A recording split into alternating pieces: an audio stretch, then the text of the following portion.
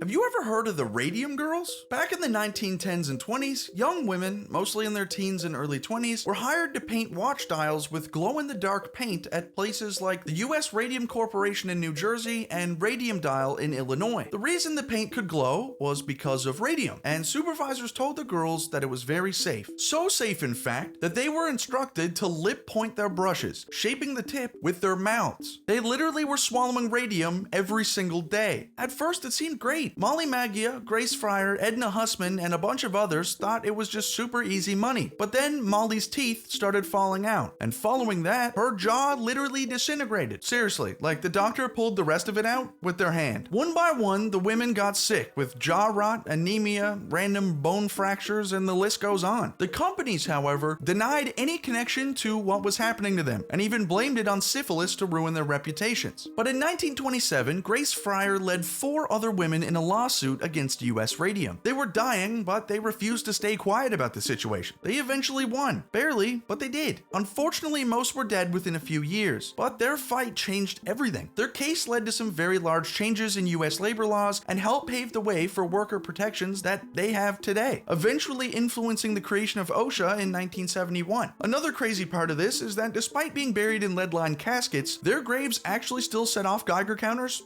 to this day. If you have any cases you'd like to see covered, please leave them in the comments below and make sure to hit that follow button so you can be notified when I post them.